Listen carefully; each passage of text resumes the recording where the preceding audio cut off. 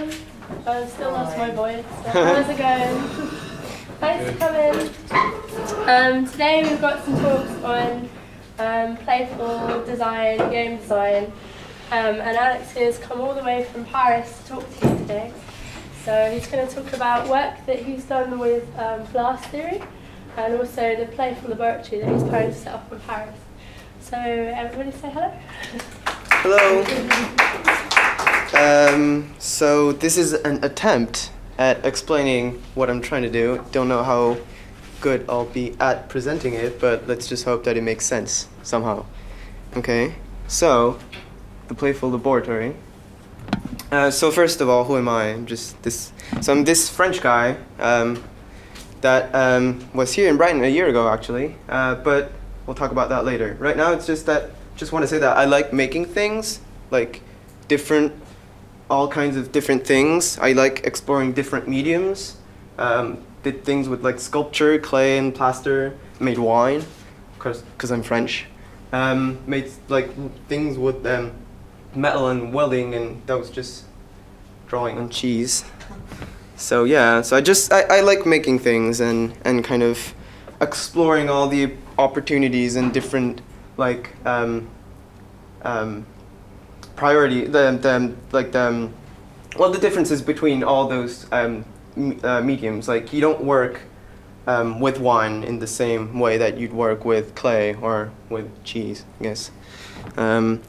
Recently I'm trying to learn how to code, so just doing weird generative art and things with webcams and whatnot. But yeah, anyways, so how did I get here today? Why am I talking here today? So this idea of the Playful Laboratory kind of, it kind of came to me a year ago when I was here, when I got the opportunity to work with Heather Kelly. So Heather Kelly's a game designer.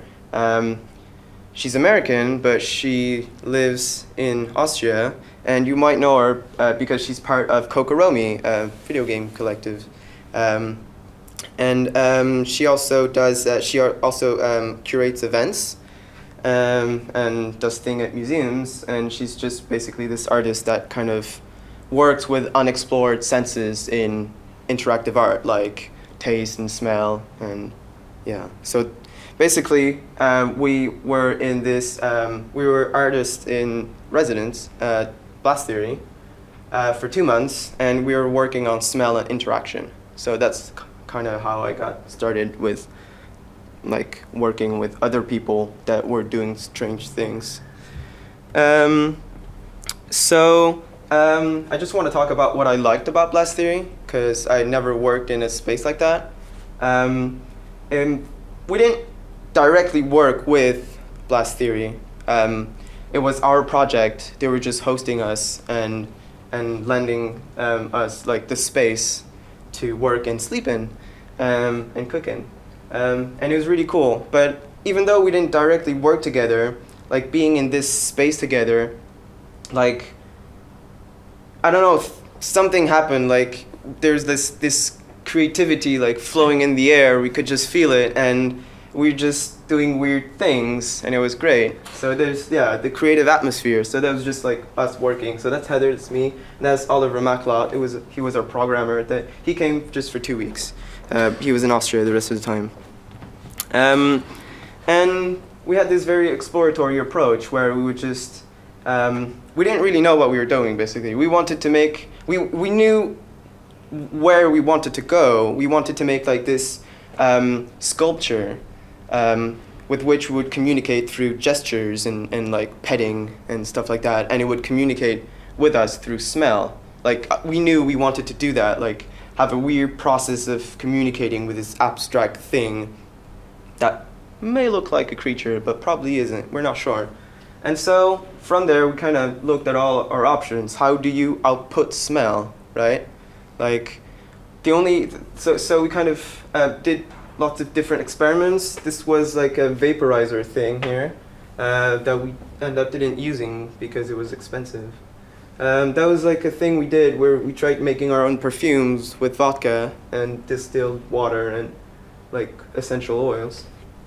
So that was cool because you could just spray it, but we didn't really end up using that. That was another thing where you just like spray smell on stickers. So, but you'll see that later. And that's what we ended up doing, which basically we controlled like a computer fan through Arduino and a Mino board, so that it could like blow the homemade kind of perfume we put underneath it.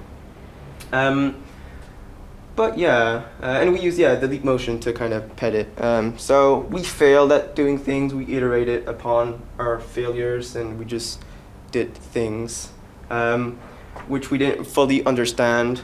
We did silly things. We smelled things we were supposed to smell and got sick and things like that. But yeah, so that was I don't know. That was the first time that I got to work with other creative people, like interested in the things that other people aren't interested in, like smell and computers. So here are some other things I've done on my time. The Smell of Defeat is this kind of side project I did while I was working at Blast Theory with Heather. And basically it started as a prototype for our other project, the sculpture project, to just kind of get a computer to output smell. And we were gonna present it at Cardiff at PlayArc, but I thought it was just boring to just press spacebar and just see like that. So I kind of wanted to make it a little playful. I made a game. So basically the idea was, and I'm not a programmer and I'm really bad at code, so I just made some simple thing where basically you're playing rock, paper, scissors against the computer. And since the smell that we had, I didn't say, it was an air freshener, like Airwick or something, and we just kind of hacked it so that it would be, we could activate it through our computers. And the smell was really bad, it was awful. So I decided that if you lost against the computer, you get sprayed that smell right in the face. And so that's the Smell of Defeat. And I iterated upon it, that idea. And so this was in Vienna, and at some event called Robo Exotica, where people just go there and show off robots they made that only have one purpose in life, and that is to create cocktails. So I added this bottle here where I put apple schnapps in there, and basically if you won, it would spray that at your face as well. So you had to catch it and like open your mouth or something. So that was pretty fun. Again, I didn't know what I was doing, but people liked it, so that was pretty cool. That's the Smell Butt game, where it was this sticker idea, but kind of placing the sticker in a particular place like creates this very awkward interaction that we don't have as humans. But it was very interesting. It was a game about identification, where everyone smelled differently, but you wouldn't know your own smell, so you'd kind of have to smell other people, but other people didn't really want to be smelled, because then they would know like what you smell like, and by gaining knowledge, you would gain like the upper hand And lastly, something that is playful, but not in the game sense of playful. It's an experiment I've been doing called visualizing music, where basically I have this processing sketch that runs while it's analyzing music, and it just kind of visualizes it in some weird way. That was a fluke. Most of the things I do is like just a fluke. I'm just, oh look, it actually works, and that's something interesting. So there are just three different visualization of three different songs. The one on the left and the one on the right are entire songs, and the one in the middle is like 6 seconds of a song, like this last 6 seconds of the song you're listening to. Yeah, anyways. So, but you know, we're here to talk about the Playful Laboratory. This was just like information that might be relevant to why I'm doing this. What it isn't clear yet, because we're just at the beginning of the Playful Laboratory. But I'll try to do my best to explain what it will be and our ambitions. So it's pretty easy, but to explain it, I think. It's just a laboratory of playfulness. Basically, we want to explore upon, experiment, do things around the subject of play. So it's a playful laboratory, it's not a games laboratory. And by that, what I mean is that our goal isn't to make games, it's to make things. That can be games, they can be games. It's just our goal isn't to like, our process isn't to the process of making a game, it's to make something playful. And if it turns out to be a game, that's okay. It's just that it's not the main goal. It's like just, yeah, do something that ends up being playful, or do it with like a playful behavior or playful like process. Yeah, so why am I doing this? I'm doing this because in Paris, we need a place to foster a culture of exploring and playing and building. Of course, we have like hacker spaces and places like that, but what these places are like just factories, small tiny factories that you can work in as an individual. What's interesting though is the culture around those small factories, where people kind of share their knowledge and experience of those machines and of making things and failing at doing things. And especially in Paris, I think that we need this because we have very interesting people making things in France, but not necessarily always using the medium of video games or things like that. I mean, Titouan is the only French guy here besides myself, but I'm not showing a game, but he's not from Paris, so. But I think Cara Ellison just explains the kind of problem that we have in Paris, which is basically that Paris is a museum for other people's ideas. We have like lots of government-funded museums or exhibitions that show the culture of video games or games, but like hardly any of those games are French games. And the idea is not to have like French only game exhibitions. The idea is just to get some creative people in Paris to actually like give them the opportunity that I got at Blast Theory with Heather, but like in Paris, basically. So yeah. The why is also about I'm doing this is because ignorance is really cool. It's great, actually. I think that there's a need for this place to explore and experiment, but to also like this kind of safe place where it's okay to not know what you're doing. We live in this culture of always having to find the right answer, and failing is bad, and making mistakes is forbidden. But we just need this safe place where you can just do something and it turns out shit, but it's okay, because that's just the process. And yeah, ignorance is just really cool. Kids are really cool, and kids are pretty ignorant about things, but that's what makes their playfulness in life and their playful approach to basically anything. We don't play with food anymore. They do. That's just a good point. And I just wanted to have a quote from Orson Welles on how he was able to make Citizen Kane. So basically, he just says that it was just from sheer ignorance, because there's no confidence to equal it.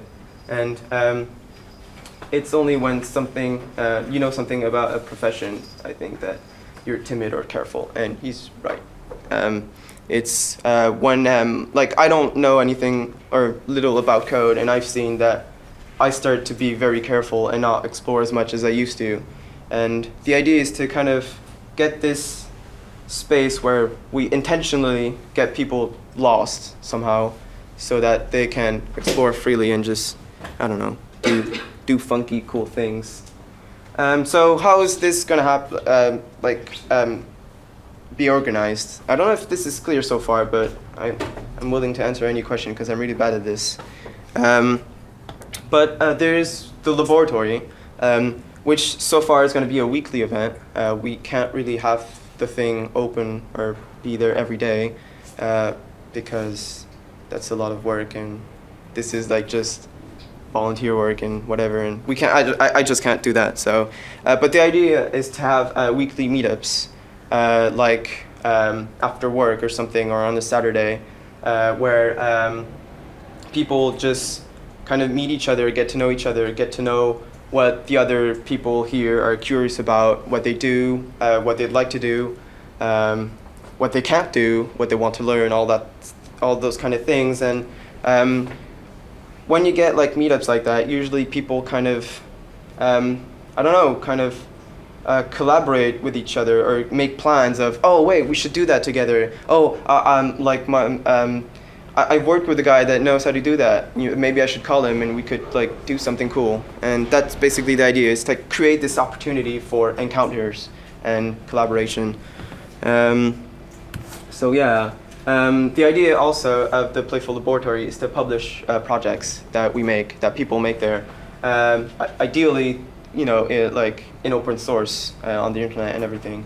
I'm gonna start by releasing the Smell of Defeat on the internet. I just have to make it so it's easy to understand and that anybody can build it. So I have to just design like an IKEA-like guide to building furniture, but for the Smell of Defeat. And not only just publishing the code for the Smell of Defeat, but the individual modules, like the smell module and the taste module, so that if you don't want to make a game like the Smell of Defeat, you can just make anything with like smell as output or taste as output. So yeah. Then the idea is to have bigger monthly events, kind of like here, like this kind of party, chill out kind of atmosphere where people drink beer and eat whatevs, and just play games. And this would be to kind of reach those people that don't come to the weekly laboratory meetups, because it's not because they're not making anything that they don't matter. And the idea is to spread this culture of experimentation and making weird things. And maybe eventually they'll start, popping in just say hello. I went to the event like 2 months ago, and I'm willing to try and just do things because I was scared before, but now it kind of seems like easy or just fun to do. So let's just make things. So yeah, and it would also serve as showing off what we're doing at the Playful Laboratory for people that aren't attending, for them to know, like, oh, last month we did this, we made this thing that, I don't know, you just some weird game or weird play experience. And yeah, for people to know what's going on if they're not following the blog or something. Yeah. And in the future, what we hope in doing are like small creative workshops and residencies. So yeah, residencies is actually a big part of what I like to do with it, but it's kind of difficult because you need grants and things like that to get people over and to stay in Paris and sleep and eat and all that. But I really hope that we'll be able to do that, because like I got to travel around Europe while I was working with Heather, and usually what happens is that you get like this small group of indies or just artists or developers that kind of go live in another country for like a month or 2 months or 3 months or a year, whatevs. But they go to a certain country because they know people there. They know that there's a community, a structure. They know that they won't be completely lost. They just like, they know that they're not going to Berlin just to be in Berlin and eat kebabs for 6 months. Like, they're going there because there's this hackerspace, or there's this group of people, or there are those two friends that I can like just be with and everything. So the thing is that there isn't any visible community that can like do that in Paris, and the idea is to get to be that visible so that people know that if they like move to Paris for like a week or a month or something, there's like a structure there to kind of, I don't know, just work with them, help them through the horrible experience that Paris is. And so where is it? Because I haven't talked about where it is. It's at some place called La Paillasse. La Paillasse in French means like the workspace, like for scientists, like the table with the sink and the Bunsen burner and all that. It's also the surface on which you cook. Anyways, La Paillasse used to be this small, weird space, like half an hour away from Paris, in the middle of nowhere, underground, in this abandoned building, in like a small 20 square meter room. That is that one. That's why this picture is so small as well. It's there were biohackers doing biology and science in there. Things they couldn't do at their day job or in other like laboratories, because they're like, those laboratories didn't want them to do certain things, experiments, so they had to build their own kind of space in the middle of nowhere, and it's really cool. People there do really cool things. They would I don't know if you've heard about like this thing in France where like apparently there was horse in the lasagna they were selling or something. Well, they did the DNA analysis and all that, and yeah, they can do that kind of stuff. But so it used to be small and now it got bigger. They got a space that is right in the middle of Paris, and it's 750 square meters, which is pretty huge compared to the 20 that they used to have. So it's way too big for what they used to do. And what they're doing is that they're asking lots of people with interesting initiatives to come and like occupy the space, basically. So they're hosting lots of different labs. I think there are more than 30 different labs. There are like people doing like what they used to do, which is biohacking. Some people do like synthetic biology. Some people do neuroscience. But you have some other things like they're gonna have people doing textile design. They're gonna have a weaving machine, all the usual, makerspace kind of thing, like 3D printers and all that. But people making drones, people exploring deep sea, people exploring cities, urbanism, architecture, and ghost cities, and why this kind of thing happens and what we can do about it. And of course, the Playful Laboratory will be about on the subject of play and doing weird shit. So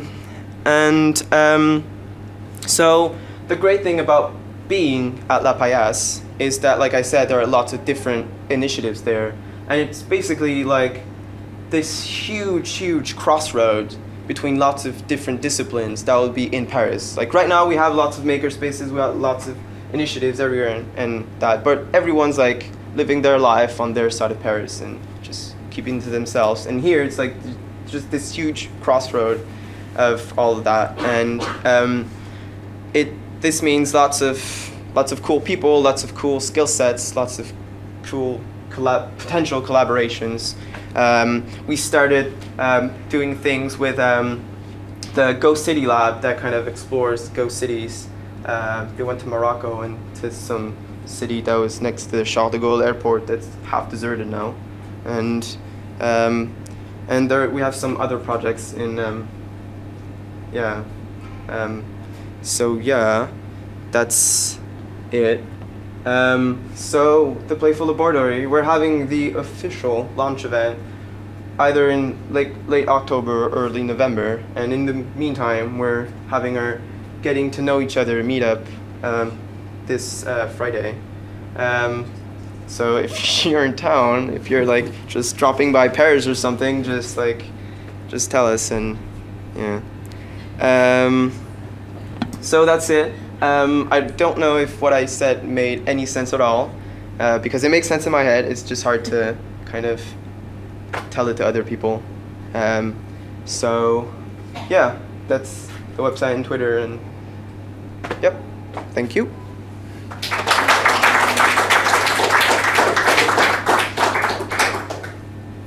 So if you got any questions? Yeah, I'm willing to try to answer them. Is anyone going to go to Paris to see the lab when it's all set up? Cool. Right, well, thank you very much. Thank you. Thanks, guys. We're going to have a bit of a break now, and then we've got the guys who made Glyph Quest to come and tell you about making a game while having a baby at 1 o'clock.